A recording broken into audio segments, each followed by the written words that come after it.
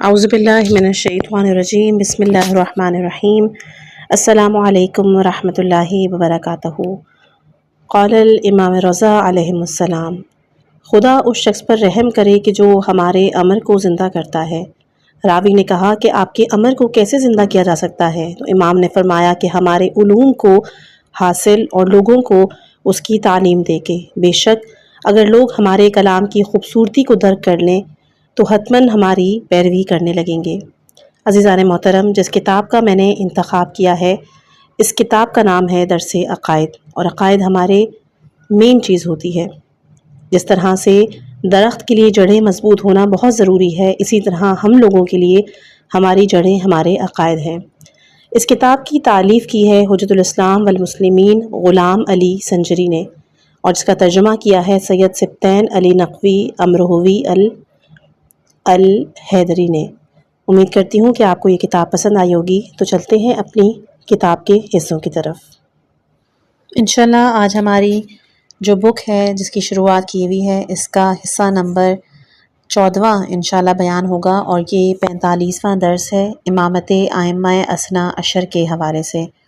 12 इमामों की इमामत पे दलाइल। हमने गुज़श्ता दर्स में अमीरुल मोमिनीन अलैहिस्सलाम की इमामत के असबात में मुख्तलिफ दलाइल ज़िक्र किए थे, लेकिन ये दलाइल शिया हज़रात के तमाम अक़ायद के असबात के लिए काफ़ी नहीं, क्योंकि उनका एतक़ाद है कि रसूलुल्लाह सल्लल्लाहु अलैहि वसल्लम के अहले बैत में से 12 अफराद के जो एक के बाद एक हैं, आपके जानशीन और मुसल्लिमीन हैं।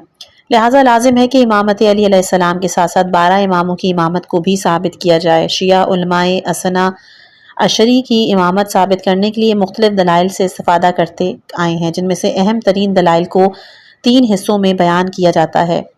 पहला है हदीसे खुलफाए असना अशर। मतने हदीस।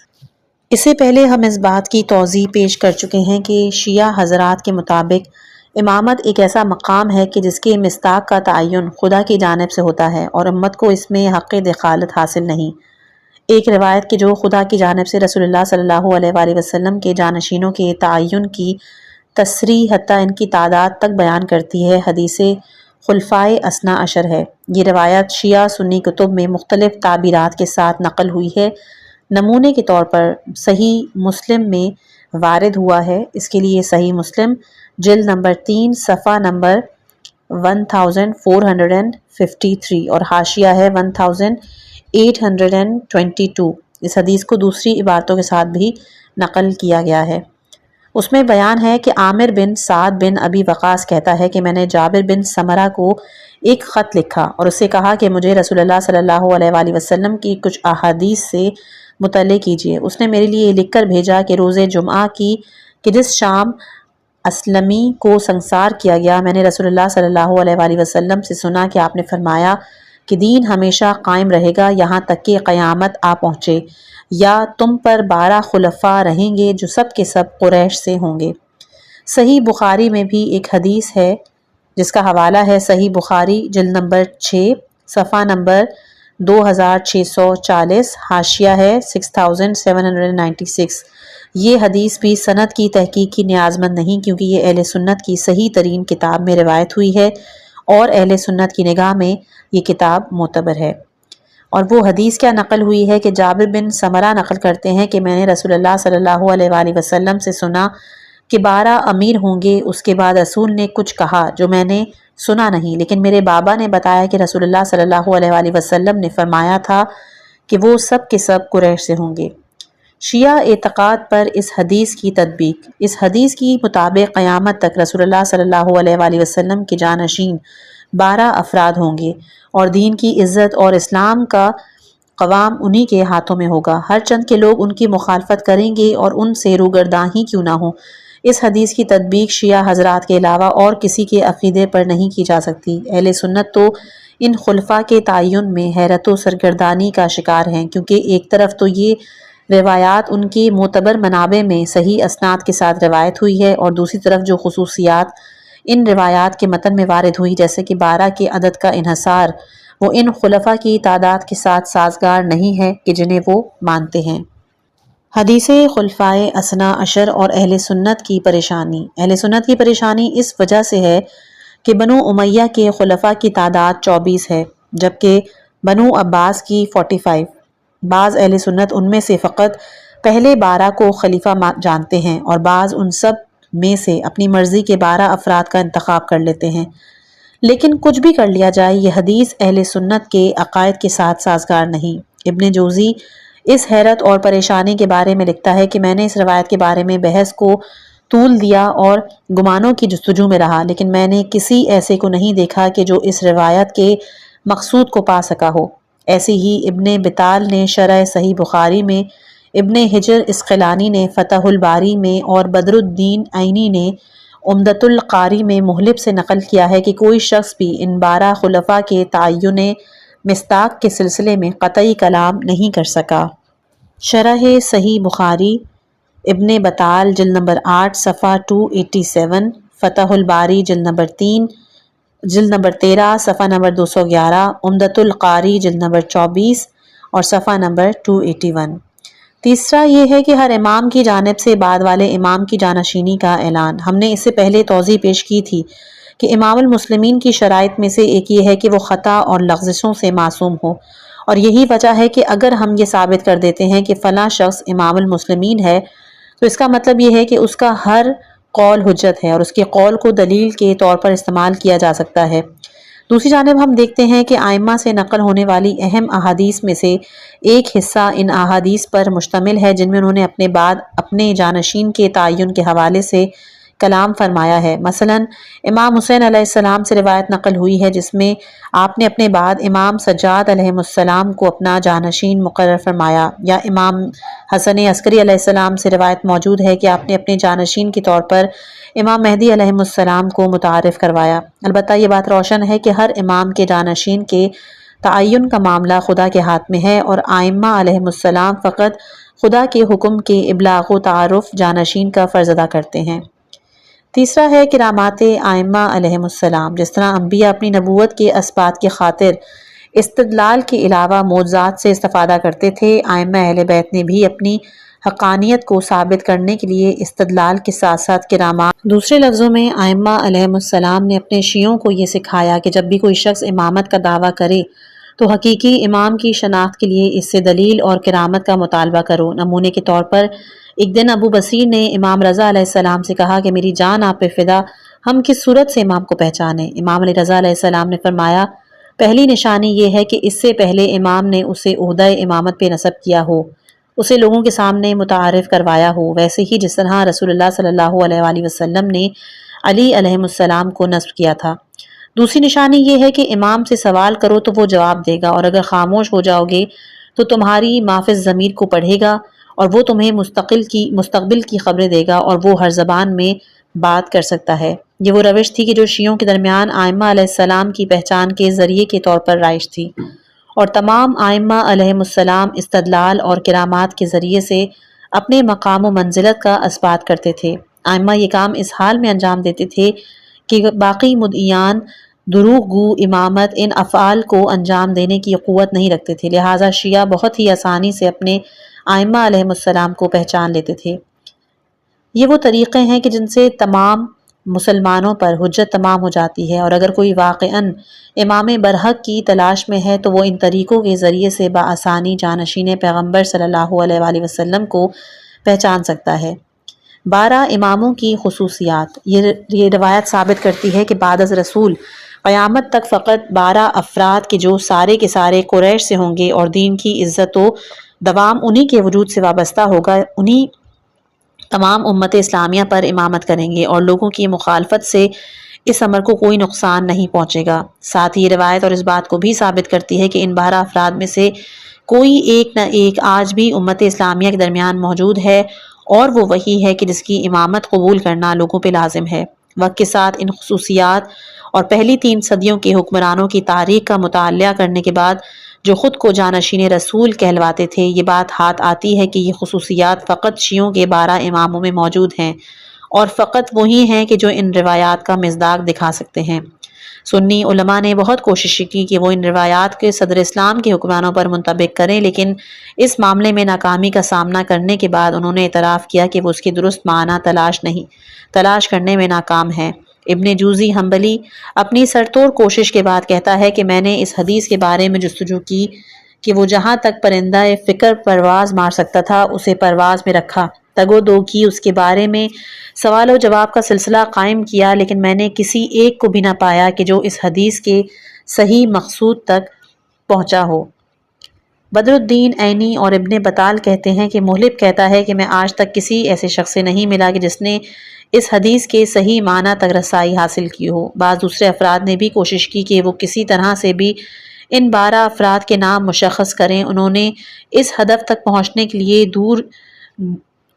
دوروشیں اپنائیں اور ایک ترتیبی اور دوسری گزینشی۔ جنہوں نے ترتیبی روش سے استفادہ کیا انہوں نے تو معاویہ، یزید، مروان، عبداللہ ابن مروان وغیرہ جیسے افراد کو بھی 12 خلفاء میں لے لیا۔ سیوطی جیسے افراد نے روش گزینشی سے استفادہ کرتے ہوئے یزید جیسے افراد کو اس فہرست سے خارج کر کے اولین دور کے خلفاء کو جنہیں وہ خود عادل سمجھتا تھا اس کا جز بنایا، لیکن کیونکہ وہ خلفائے اربعہ، خلفائے بنو امیہ اور بنو عباس میں سے 12 افراد کے نام انتخاب کرنے میں ناکام رہا، لہٰذا اس نے یہ کہہ کے دامن بچایا کہ وہ افراد بعد میں آئیں گے جن میں سے ایک مہدی ہوں گے، لیکن دوسرے کا نام نہیں بتا سکا کہ وہ کون ہوں گے۔ سیوطی کے نظریے پر نقد کے لیے یہی کافی ہے کہ وہ ان 12 افراد میں سے ایک شخص کا نام مشخص کرنے سے قاصر رہا، اور باقی جو دوسروں کو ترجیح دی ہے تو وہ بنا دلیل کے، بلکہ جن افراد کو اس نے شمار کیا ہے ان کی سیرت تو آپس میں ہی اختلاف رکھتی ہے، کیونکہ ان میں سے بہت سے افراد نہ تو عادل تھے نہ جانشین رسول بننے کی شائستگی رکھتے تھے۔ اس دیدگاہ کی نقد اور شیعہ نقطہ نظر کے اسباب میں متعدد دلائل موجود ہیں کہ ہم ان میں سے چند کی جانب اشارہ کرتے ہیں۔ پہلا ہے 12 کے عدد پر تاکید۔ رسول اللہ صلی اللہ علیہ وآلہ وسلم نے اس روایت میں تصریح فرمایا کہ آپ کے جانشینوں کی تعداد 12 ہوگی، نہ اس سے کم نہ اس سے زیادہ۔ یہاں تک آپ نے اس عدد پر تاکید کی غرض سے بنی اسرائیل کے نقبہ سے بھی تشبیہ دی تاکہ یہ حصار عدد بخوبی واضح ہو جائے۔ تمام مذاہب اسلامی میں فقط شیعہ اثنا عشری ہی ہیں کہ جو دقیق طور پر ان 12 افراد کو مشخص کر سکتے ہیں۔ دوسرا، امامت تا قیامت۔ یہ 12 افراد تمام ملت اسلامیہ پر خلیفہ ہوں گے اور اس کی خلافت کسی زمان یا مکان سے خاص نہیں۔ لفظ امت کا استعمال اس مطلب کو بخوبی واضح کرتا ہے کیونکہ رسول اللہ صلی اللہ علیہ وآلہ وسلم کے دور سے لے کر قیامت تک کے تمام مسلمان آپ کی امت محسوب ہوتے ہیں۔ دوسری طرف امت اسلامیہ پر قیامت تک بس 12 افراد ہی خلیفہ ہوں اور ہمیشہ ان میں سے ایک فرد ضرور باقی رہے گا تاکہ یہ منصب امامت و خلافت قائم رہ سکے اور اس منصب کے لیے عہدیدار میسر آ سکے۔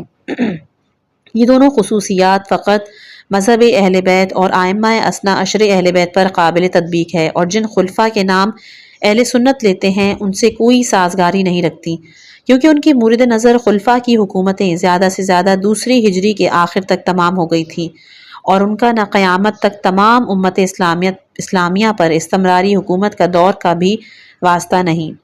تیسرا ہے دین کی عزت ائمہ اثنا عشر کے ہاتھوں۔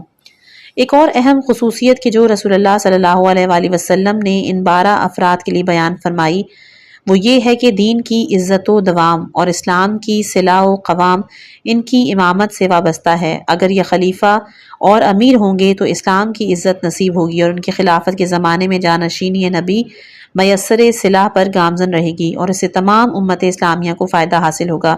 یہ مطلب اس جملے سے واضح ہوتا ہے کہ جب تک یہ 12 نفر موجود ہیں دین قائم رہے گا، اسلام اس وقت تک عزیز رہے گا جب تک یہ 12 نفر خلیفہ رہیں گے۔ یہ خصوصیت بھی فقط ائمہ اہل بیت میں ہی پائی جاتی ہے۔ دوسری طرف ہم دیکھتے ہیں کہ معاویہ بن ابی سفیان، یزید بن معاویہ، مروان بن حکم اور اس کے بیٹے نہ فقط یہ کہ خلافت کے قابل نہیں تھے، انہوں نے دین اسلام کی عزت میں کوئی اضافہ نہیں کیا، نیز ان کی خلافت نہ تو میسر صلاح پر گامزن تھی بلکہ اس سے بڑھ کر ان کے زمانے میں تو تمام حکومتی اسلام میں گناہ اور فساد کا بازار گرم تھا۔ دوسرے لفظوں میں یوں کہوں کہ ان کا دور تاریخ اسلام کا تاریک ترین دور تھا۔ چوتھا ہے 12 اماموں کا قریشی ہونا۔ یہ روایت ثابت کرتی ہے کہ لوگوں کے حاکم اور رسول اللہ صلی اللہ علیہ وآلہ وسلم کے 12 جانشین قیامت تک قریش سے ہوں گے۔ سوال یہ ہے کہ اس دور میں رسول اللہ صلی اللہ علیہ وآلہ وسلم کا وہ جانشین کہ جو قریش سے ہو کون ہے؟ تنہا ایک ہی مذہب کے پیروں ہیں کہ جو اس سوال کا روشن اور دقیق جواب دے سکتے ہیں اور وہ شیعہ اثنا عشری ہیں۔ پانچواں، لوگوں کی مخالفت امام کو نقصان نہیں پہنچا سکتی۔ امامت کیونکہ الہی منصب ہے، لہٰذا اس میں لوگوں کا قبول کرنا یا نہ کرنا کوئی دخالت نہیں رکھتا۔ امام رسول اللہ صلی اللہ علیہ وآلہ وسلم کا جانشین ہے، چاہے لوگ اس کو قبول کریں چاہے نہ کریں۔ یہ مطلب ان جملوں سے واضح ہوتا ہے کہ 12 سرپرست قریش سے ہوں گے، انہیں ان کے دشمنوں کی دشمنی کوئی نقصان نہیں پہنچائے گی۔ اس امت کے لیے 12 سرپرست ہیں اور انہیں تنہا چھوڑ دینا یا خوار کرنا انہیں کوئی نقصان نہیں پہنچا سکتا۔ یہ ہے المعجم الکبیر جلد نمبر 2 صفحہ 196 اور مسند احمد جلد نمبر 5 صفحہ 87۔ اس جملے سے معلوم ہوتا ہے کہ امامت کے لیے لازم نہیں کہ ہمیشہ حاکمیت بھی اس کے ساتھ ہو، بلکہ ممکن ہے کہ لوگ ان کی ولایت و امامت کو قبول نہ کریں، انہیں تنہا چھوڑ دیں، بلکہ ان کے ساتھ دشمنی کا رویہ اپنائیں۔ گویا رسول اللہ صلی اللہ علیہ وآلہ وسلم جانتے تھے کہ امت اسلامیہ ان کے حقیقی خلفاء کے ساتھ کیا رویہ اپنائے گی، وہ ان سے دشمنی رکھیں گے، انہیں تنہا چھوڑ دیں گے۔ یہی وجہ ہے کہ آپ نے لوگوں کے گوشے زد فرمایا تاکہ لوگ رسول اللہ صلی اللہ علیہ وآلہ وسلم کے جعلی جانشین کہ جو حاکموں کی صورت میں قابض ہوں گے، ان کے ظاہری تسلط اور قدرت کو دیکھ کر کسی غلط فہمی کا شکار نہ ہو جائیں۔ پانچواں ہے مہدی رسول اللہ صلی اللہ علیہ وآلہ وسلم کے آخری جانشین۔ ایک اور نقطہ کہ جس پہ سنی علماء نے توجہ نہیں دی کہ وہ کہ امام مہدی علیہ السلام کی خلافت و جانشینی ہے۔ اس بات پر تمام علماء اسلام کا اتفاق ہے کہ وہ رسول خدا صلی اللہ علیہ وآلہ وسلم کے خلفاء میں سے ہیں۔ مسلم اپنی صحیح میں رسول اللہ صلی اللہ علیہ وآلہ وسلم سے نقل کرتا ہے کہ تمام خلفاء میں سے ایک وہ ہے کہ جو تمہیں اموال بغیر گنے بخشے گا، اور ایسی ہی کتاب ینابیع المودۃ میں رسول اللہ صلی اللہ علیہ وآلہ وسلم کے آخری خلیفے کے طور پر امام مہدی علیہ السلام کو متعارف کروایا گیا ہے۔ امام مہدی کو متعارف کروایا، اور یہ وہ مطلب ہے کہ جو اہل سنت علماء میں سے کسی کی نظر پر منطبق نہیں ہوتا۔ ایک روایت ہے، اس جیسی دسیوں روایات ہیں کہ جو شیعہ سنی حضرات نے نقل کی۔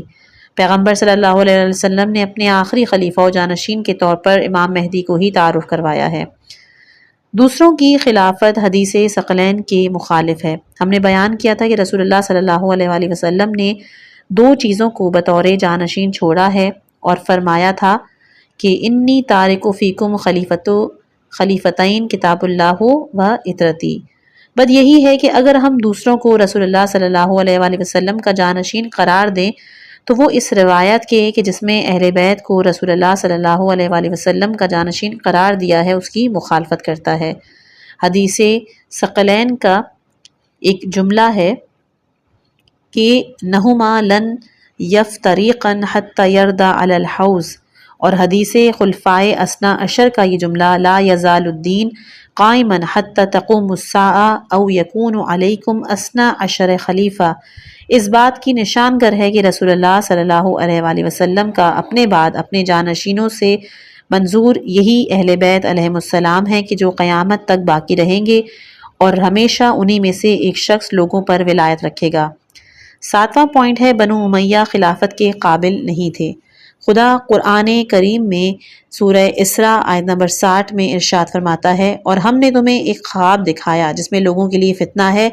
قرآن میں یہی شجرہ ملعونہ ہے، اور ہم نے انہیں اسے ڈرایا بھی، لیکن اس سے کسی چیز میں اضافہ نہیں ہوگا مگر طغیان کے۔ بہت سے اہل سنت نے تصریح کی ہے کہ یہاں پر شجرہ ملعونہ سے مراد بنو امیہ ہے۔ وہ اس داستان کو یوں نقل کرتے ہیں کہ رسول اللہ صلی اللہ علیہ وآلہ وسلم نے فرمایا، میں نے خواب میں بنو امیہ کو اپنے منبر پر دیکھا، وہ بہت جلد تم پہ حاکم ہو جائیں گے، تم انہیں بہت ہی برا پاؤ گے۔ رسول اللہ صلی اللہ علیہ وآلہ وسلم اس واقعے سے بہت زیادہ غمگین ہوئے، جس کے بعد یہ آیت نازل ہوئی، ہم نے تمہیں ایک خواب دکھایا جو لوگوں کے لیے آزمائش کے سوا اور کچھ نہیں۔ یہ رسول اللہ کا ایک قول ہے۔ کتاب ہے الدر المنشور جلد نمبر 5 صفحہ 309، دار الفکر بیروت، روح المعانی آلوسی جلد نمبر 15 صفحہ نمبر 107، اور بہت سی کتابیں ہیں۔ تو یہاں ہمارے اس درس کا اختتام ہوتا ہے، اور اب ہم بات کریں گے 46ویں درس کی کہ جو مہدویت کے حوالے سے ہے۔ سب سے پہلے مفہوم مہدویت۔ امامت کی اہم ترین مباحث میں سے ایک بحث مہدویت ہے، یعنی امام مہدی علیہ السلام اور ان کے ظہور پر اعتقاد رکھنا۔ لیکن اس سے قبل کہ ہم مہدویت سے مربوط مسائل کے بارے میں بات شروع کریں، ضروری ہے کہ اس سوال کا جواب دیا جائے کہ آخر اس بحث کی ضرورت کیا ہے؟ کیا مہدویت فقط ایک مفروضہ یعنی تھیوری ہے، یا ایک ایسی واقعیت ہے کہ جو آج کے معاشرے کی مشکلات کا حل پیش کر سکتا ہے؟ کیا بحث مہدویت پیش کرنے سے انسان کی زندگی پر کوئی اثر پڑ سکتا ہے یا نہیں؟ ہر چند کے ان تمام سوالوں کا جواب دینا ہمیں امام مہدی علیہ السلام سے مربوط مطالب کے سلسلے میں اور مصمم کر سکتا ہے، لیکن ہم اس حوالے سے رسول اللہ صلی اللہ علیہ وآلہ وسلم کی فقط ایک حدیث نقل کرنے پر اکتفا کرتے ہیں: من ماتا ولم یعرف امام زمانہ ماتا میتتا جاہلیہ، کہ جو کوئی بھی اپنے زمانے کے امام کی معرفت کے بغیر مرا وہ ایسا ہے جیسے جاہلیت کی موت مرا۔ کمال الدین و اتمام النعمہ، جلد نمبر 2، صفحہ نمبر 409 اور حاشیہ ہے 9۔ اس حدیث کی بنا پر اگر کوئی مسلمان ہونے کا دعویٰ کرتا ہے لیکن اپنے امام وقت کے احوال سے آگاہی نہیں رکھتا تو وہ مسلمان نہیں، اور اس کی موت بھی غیر مسلموں کی سی ہوگی۔ امام وقت کو جاننے، اس بارے میں تحقیق کرنے اور مربوط مسائل کے بارے میں آگاہی حاصل کرنے کے سلسلے میں تنہا یہی حدیث کافی ہے۔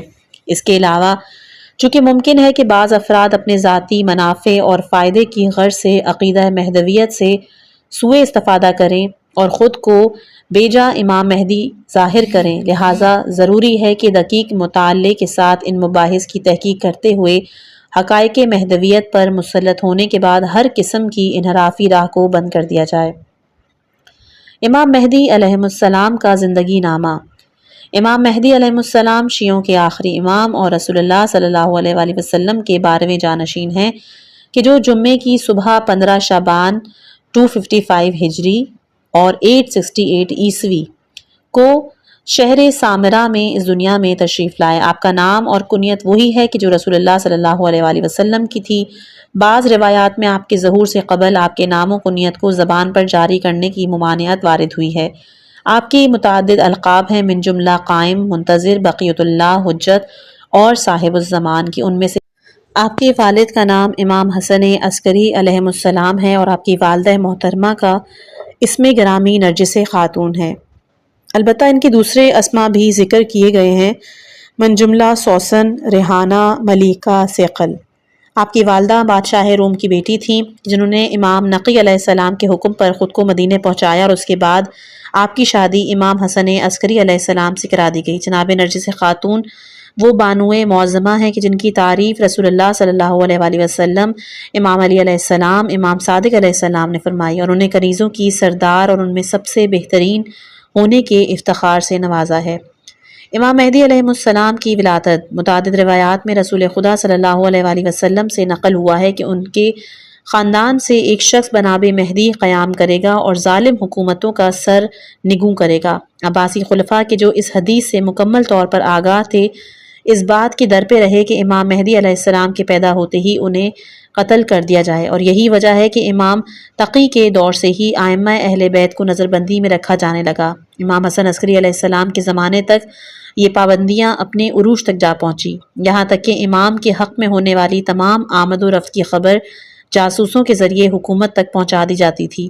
ان حالات میں بد یہی ہے کہ امام مہدی علیہ السلام کی ولادت لوگوں کی نگاہ سے پوشیدہ اور پنہاں رہے، اور ساتھ ہی یہ بھی ضروری تھا کہ شیعہ اپنے امام سے آشنا ہوں اور ان پر ایمان رکھیں۔ امام حسن عسکری علیہ السلام نے اس لیے کہ ان کے بیٹے کی ولادت مخفی رہے اپنی شادی پر کسی قسم کی دعوت کا اہتمام نہیں فرمایا، اور اس کے ساتھ ہی آپ کی زوجہ کے امید سے ہونے کی بھی کسی کو خبر نہ ہوئی، یہاں تک کہ امام کی پھپھی جناب حکیمہ خاتون کو بھی شب ولادت ہی اس ماجرے کی خبر ہوئی۔ اس کے بعد بھی کسی کو نہیں معلوم تھا کہ امام حسن عسکری علیہ السلام کے بیٹے کہاں رہتے ہیں۔ فقط چند مواقع پر اس غرض سے کہ شیعوں کا ایمان متزلزل نہ ہو، امام نے بعض شیعوں کو یہ اجازت دی تھی کہ وہ امام سے ملاقات کریں۔ یہ کوششیں اس بات کا باعث بنی کہ امام دشمنوں سے محفوظ رہے اور انہیں کوئی نقصان نہیں پہنچا۔ مہدویت اور دوسرے ادیان۔ آخر الزمان مسلح جہانی کے ظہور کا اعتقاد ایک عالمی اعتقاد ہے کہ تمام آسمانی ادیان کے پیروکار اس پر یقین رکھتے ہیں۔ مقدس کتابیں جیسے زبور، توریت اور انجیل میں اس کے علاوہ ہندوؤں اور زرتشتیوں کی کتاب میں بھی ایک منجی کے ظہور کی بشارت دی گئی ہے۔ البتہ ہر مذہب اس منجی کو ایک الگ الگ نام سے پکارتا ہے، اس کے ظہور کے زمانے کے حوالے سے بھی ایک دوسرے سے اختلاف رکھتے ہیں، لیکن خود ظہور میں کسی کو کوئی اختلاف نہیں۔ مہدویت اور مذاہب اسلامی۔ تمام مذاہب اسلامی کے درمیان مہدویت کا مسئلہ یعنی خاندان رسول صلی اللہ علیہ وآلہ وسلم کے ایک ایسے شخص کے ظہور پر اعتقاد کا مسئلہ کہ جو زمین کو عدل و انصاف سے بھر دے گا، اس کے ظہور پر اعتقاد کا مسئلہ مشترکہ اور تمام مسلمانوں کے ہاں مورد قبول ہے۔ اہل سنت علماء نے مہدویت سے متعلق رسول اللہ صلی اللہ علیہ وآلہ وسلم سے احادیث نقل کرنے کے علاوہ پوری مستقل کتب بھی مہدویت کے بارے میں تالیف کی ہیں اور اس حوالے سے پیدا کیے جانے والے شبہات کا جواب بھی لکھا ہے۔ نمونے کے طور پر سنن ابن داؤد میں رسول اللہ صلی اللہ علیہ وآلہ وسلم سے نقل ہوا ہے، اس کا حوالہ ہے 4282 کہ اگر دنیا کی عمر کا ایک دن باقی بچے تو خدا اس ایک دن کو بھی اتنا طویل فرما دے گا کہ میرے اہل بیت میں سے ایک مرد قیام کرے کہ جو زمین کو عدل و انصاف سے اس طرح بھر دے گا جیسے وہ اس سے پہلے ظلم اور جور سے پر ہو چکی ہوگی۔ اس بنا پر مہدویت کوئی ایسا عقیدہ نہیں جو فقط شیعوں سے خاص ہو، بلکہ تمام مذاہب اسلامی حتیٰ دوسرے ادیان بھی اس پر اعتقاد رکھتے ہیں اور آخر الزمان میں ایک مصلح کے منتظر ہیں۔ دنیا کو ہے اس مہدی برحق کی ضرورت، دنیا کو ہے اس مہدی برحق کی ضرورت، وہ جس کی نگاہ زلزلہ عالم افکار۔ یہ علامہ اقبال کا شعر ہے۔ اگلا 47واں درس ہے غیبت امام زمانہ۔ امام مہدی علیہ السلام سے مربوط مباحث میں سے ایک اہم ترین بحث آپ کی غیبت سے متعلق ہے۔ جب بھی رسول اللہ صلی اللہ علیہ وآلہ وسلم اور ائمہ اہل بیت علیہ السلام امام مہدی علیہ السلام کے بارے میں کچھ ارشاد فرماتے تو ان کی غیبت اور اس دور کی سختی کی جانب بھی اشارہ کرتے ہوئے شیعوں کو اس دور کے لیے تیار کیا کرتے تھے۔ اس درس میں ہم یہ بیان کرنے کی کوشش کریں گے کہ امام کی غیبت کے کیا معنی ہیں اور کیا وجہ ہے کہ امام پردہ غیبت میں ہیں، ساتھ ہی اس سوال کا جواب بھی دیں گے کہ ایک غائب امام کس طرح اپنی ذمہ داریاں نبھا سکتا ہے۔ غیبت کے معنی۔ لفظ غیبت کے معنی دیکھنے والوں کی آنکھوں سے پنہا ہونے کے ہیں، اور غائب اسے کہتے ہیں کہ جو دکھائی نہ دیتا ہو اور حاضر اور ظاہر نہ ہو۔ اصطلاح مہدویت میں بھی اس کے معنی امام مہدی علیہ السلام کے پنہا زندگی گزارنے کے ہیں۔ اس بنا پر غیبت امام مہدی علیہ السلام کا مطلب ان کا نہ ہونے یا متولد نہ ہونے کی نہیں، بلکہ اس سے مراد یہ ہے کہ وہ موجود ہیں مگر دکھائی نہیں دیتے۔ معصومین علیہ السلام کی روایات پر دقت کرنے کے بعد ہم اس بارے میں کہ امام کی غیبت کی نوعیت کیا ہے وہ نظریات کلی بیان کر سکتے ہیں۔ پہلا ہے جسم کا پنہا ہونا۔ اس نظریے کے معنی یہ ہے کہ امام مہدی علیہ السلام اپنے مادی جسم کے ساتھ باقی انسانوں کی طرح لوگوں کے درمیان ہی رہتے ہیں، لیکن قدرت الہی سے لوگوں کی بصیرت میں تصرف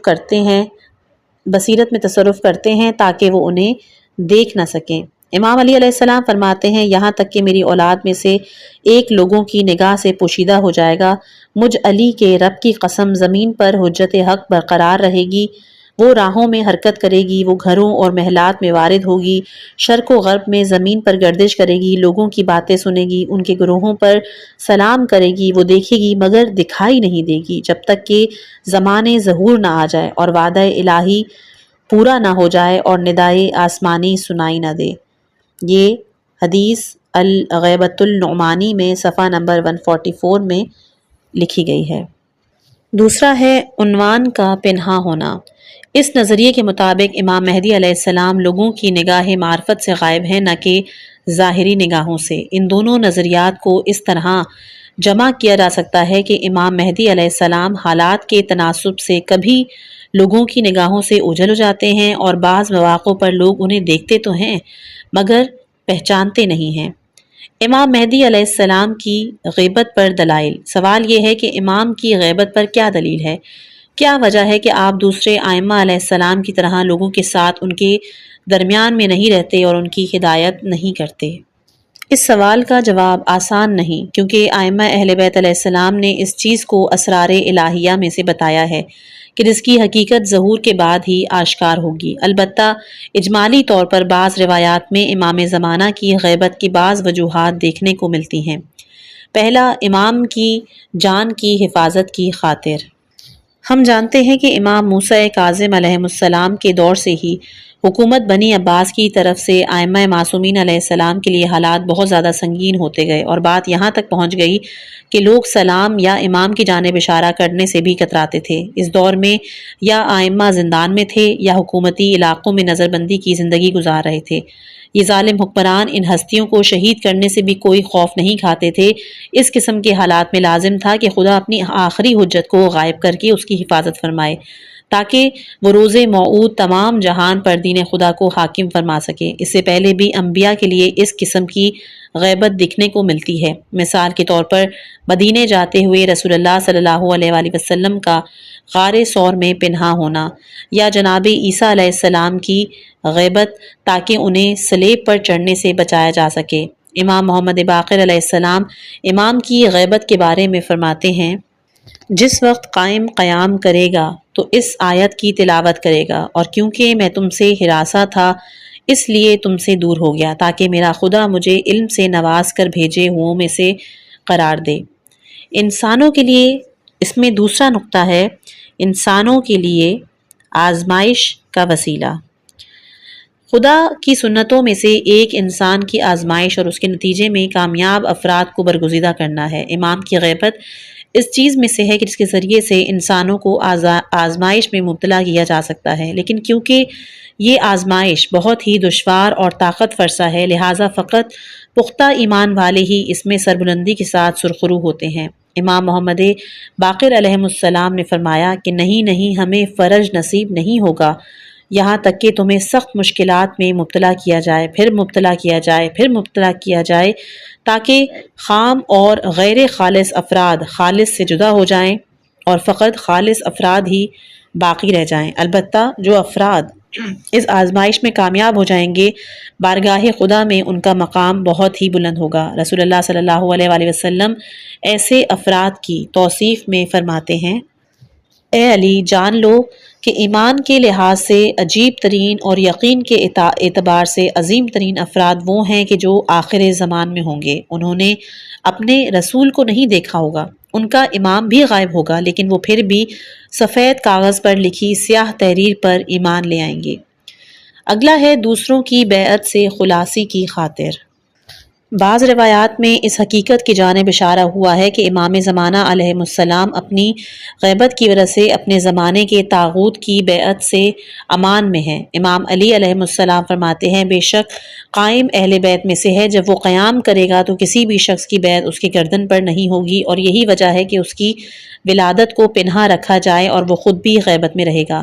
دوسرے الفاظ میں امام کا غائب ہونا اس بات کا باعث منع ہے کہ آپ ظالم حکمرانوں کی بیعت سے دور ہیں یا وقت مقررہ سے پہلے ان کے ساتھ جنگ میں مصروف ہوں۔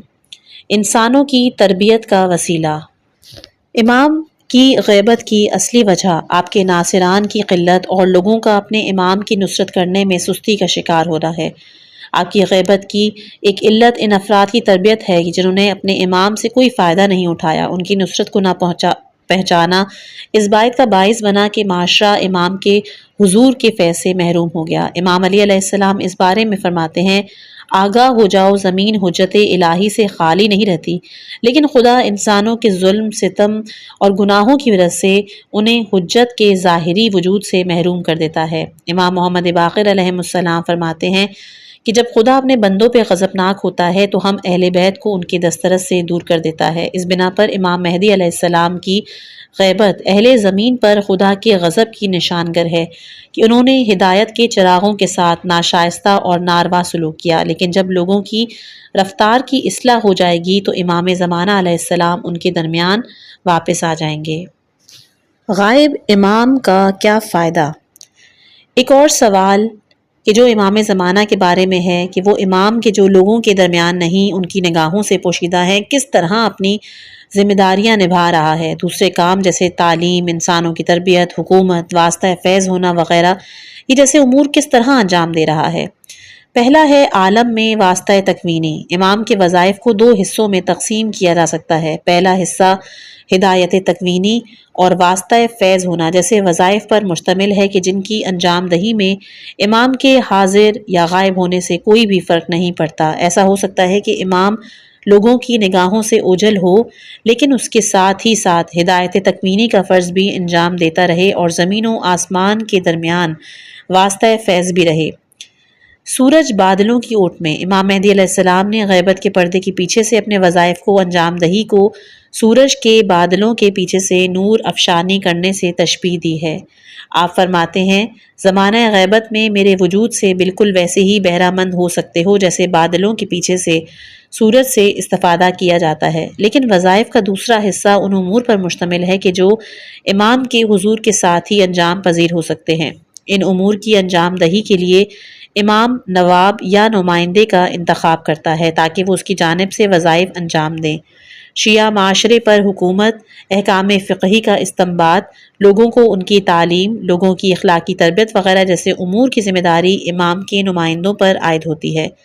ان نمائندوں کی شرائط اور ذمہ داریوں کے بارے میں ہم آگے چل کر ولایت فقیہ سے مربوط دروس میں بحث کریں گے۔ 48واں درس انتظار۔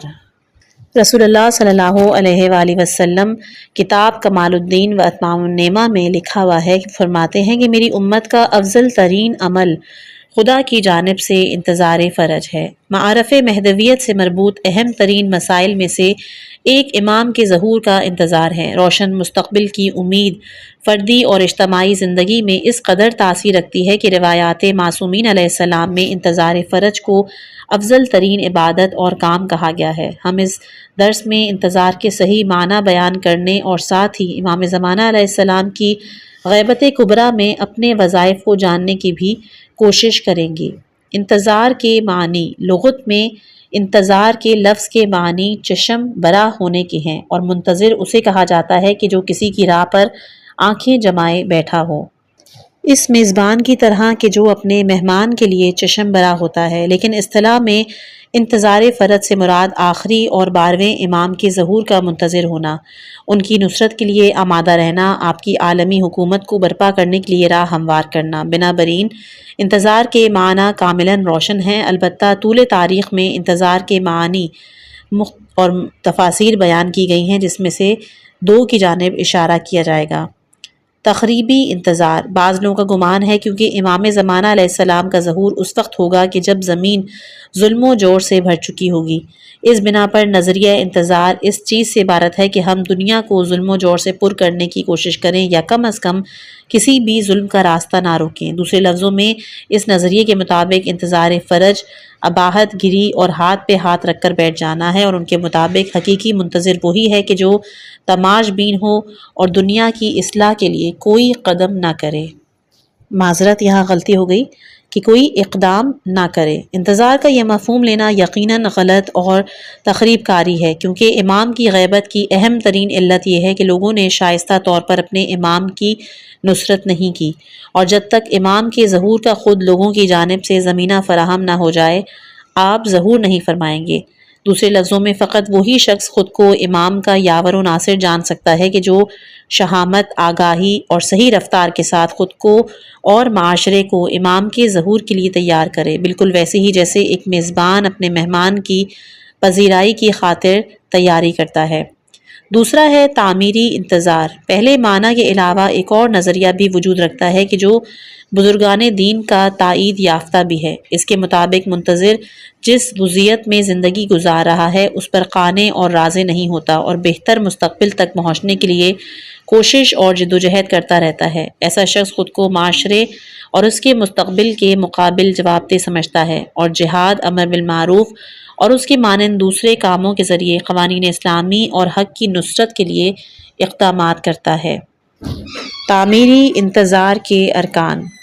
اس بنا پر تعمیری انتظار کے 3 رکن ہیں: موجودہ وضعیت پر قانع اور اس سے راضی نہ ہونا، دوسرا بہتر کل کی امید، اور تیسرا موجودہ وضعیت کو بدل کر مطلوبہ وضعیت تک پہنچنے کے لیے کوشش اور جدوجہد کرنا۔ روایات کے روح سے منتظرین کی ذمہ داریاں۔ روایات معصومین علیہ السلام میں منتظرین کی ذمہ داریوں کے بارے میں توضیحات موجود ہیں۔ ہم ان میں سے چند اہم ترین ذمہ داریوں کی جانب اشارہ کرتے ہیں۔ امام زمانہ علیہ السلام کی معرفت۔ وظائف میں سے پہلا یہ کہ جس کی ہر زمانے میں بالخصوص غیبت امام زمانہ میں شیعوں کو تاکید اور سفارش کی گئی ہے، امام زمانہ علیہ السلام کی معرفت حاصل کرنا ہے۔ امام صادق علیہ السلام امام کی معرفت کا فائدہ بیان کرتے ہوئے ارشاد فرماتے ہیں کہ اپنے امام کی معرفت حاصل کرو کہ اگر اس کی معرفت حاصل کر لو گے تو اس امر ظہور میں دیر یا جلدی تمہیں کوئی نقصان نہیں پہنچائے گی۔ البتہ یہ بات تو روشن ہے کہ شناخت سے مراد امام زمانہ علیہ السلام کی بائیوگرافی یا ان کی حیات نامے کا جاننا نہیں، بلکہ لازم ہے کہ شیعہ امام زمانہ علیہ السلام کے سامنے اپنی ذمہ داریوں کو پہچانیں تاکہ انہیں انجام دے سکیں۔ دوسرا ہے پرہیزگاری اور تقوی کی رعایت۔ تقوی کی رعایت اور احکام الہی کی پابندی تمام ادوار میں لازم ہے۔ دور غیبت میں اس کی اہمیت اور بھی زیادہ ہو جاتی ہے کیونکہ اس زمانے میں منتظرین کا سختی کے ساتھ امتحان لیا جائے گا۔ امام کا لوگوں میں موجود نہ ہونا اس بات کا باعث بنے گا کہ بہت سے عوامل یکجا ہو کر انسان کو گمراہ کریں۔ ان مشکلات سے نمٹنے کی اکیلی راہ تقوی اور پرہیزگاری کی رعایت کرنا ہے۔ امام صادق علیہ السلام اس بارے میں فرماتے ہیں کہ جو کوئی بھی یہ چاہتا ہے کہ قائم کے ساتھیوں میں سے ہو، اس کے لیے پرہیزگار ہونا لازم ہے، اس حال میں کہ منتظر ہو۔ اخلاقی حسنات کی رعایت بھی ضروری ہے، پس اگر ایسا شخص دنیا سے چلا جائے اور اس کے مرنے کے بعد قائم قیام کرے تو اس کا اجر اس شخص کے مانند ہے کہ جس نے قائم کو درک کیا ہے۔ امام کے ظہور کے لیے دعا کرنا۔ جو کوئی بھی اپنے مولا کے آنے کا منتظر ہو اور وہ ہمیشہ خدا سے ان کی سلامتی اور تعجیل فرج کی دعا کرتا رہتا ہے، اس کے لیے دعا کرنے سے غافل نہیں ہوتا، بالخصوص وہ شخص جو جانتا ہے کہ امام مہدی علیہ السلام کے ظہور سے معاشرے کی ہدایت اور رشد کا زمینہ فراہم ہوگا۔ امام زمانہ علیہ السلام نے اپنی ایک توقیع مبارک میں شیعوں کو حکم فرمایا کہ تعجیل فرج کے لیے بہت زیادہ دعا کرو۔ البتہ یہ بات کسی سے پوشیدہ نہیں کہ امام کا اس سفارش سے مقصود فقط کلمات کی تکرار اور زبانی کلام نہیں، اگرچہ دعا کرتے رہنا بھی ہمیشہ ثواب کا حامل ہے، لیکن حقیقی منتظر وہ ہے کہ جو ان دعاؤں کے مفہوم پہ بھی توجہ رکھے اور اگر وہ خدا سے کسی چیز کو طلب کرے تو اس سے پہلے خود اس کی دریافت کرنے کے لیے آمادہ کر لے۔ اگلا ہے دائمی آمادگی۔ زمانہ غیبت میں ایک اہم ترین ذمہ داری دائمی اور سچی آمادگی ہے، ان معنی میں کہ ایک شیعہ اس طرح زندگی گزارے کہ جب بھی اس کے امام زمانہ علیہ السلام کا ظہور ہو وہ روحی اور جسمانی طور پر اس قابل ہو کہ امام کی نصرت کر سکے۔ فقط یہی ایک حالت کہ جس میں ایک شیعہ اپنے آپ کو منتظر امام مہدی علیہ السلام کہہ سکتا ہے۔ امام باقر علیہ السلام جو آیت ہے یا ایھا الذین آمنوا اصبروا او صابروا ورابطوا کی تفسیر میں ارشاد فرماتے ہیں کہ واجبات پر عمل کرنے، دشمنوں کے مقابلے میں صبر کرو، ایک دوسرے کی مدد کرو اور جس امام کے منتظر ہو اس کی مدد کرنے کے لیے اپنی آمادگی کی حفاظت کرو۔ اگلا ہے امام کے نام و یاد کو قائم کرنا۔ دوران غیبت میں شیعوں کی مصولیتوں میں سے ایک امام زمانہ علیہ السلام کے نام اور یاد کو زندہ رکھنا ہے۔ یہ امر بہت سے فوائد اور اثرات کا حامل ہے۔ دعا اور امام زمانہ سے مربوط مجالس، آپ کے بارے میں بحث کے جلسات کا انعقاد کہ جس میں آپ کی شخصیت، قیام اور ظہور کے بارے میں بات کی جائے، ایسے دیگر کاموں کے ذریعے ہم یہ وظیفہ شرعی انجام دے سکتے ہیں۔ اس سلسلے میں جس چیز کی بہت زیادہ امام سجاد علیہ السلام اپنے ان شیعوں کے بارے میں کہ جو زمانہ غیبت میں اپنے وظیفے پر عمل پیرا ہوتے ہیں فرماتے ہیں کہ امام مہدی علیہ السلام کی غیبت کے دور کے وہ افراد کے جو آپ کی امامت اور ظہور کے معتقد ہوں گے تمام زمانوں کے افراد سے افضل ہوں گے، کیونکہ خدا نے انہیں ایسی عقل، فہم اور معرفت سے نوازا ہوگا کہ ان کے لیے غیبت بھی مشاہدے کی طرح ہوگی۔ ایک شاعر نے کیا ہی خوب انداز میں امام کی زبان حال بیان کی ہے: آنے کو میں آ جاؤں مجھے انکار نہیں ہے، آنے کو میں آ جاؤں مجھے انکار نہیں ہے، لیکن میرا لشکر ابھی تیار نہیں ہے۔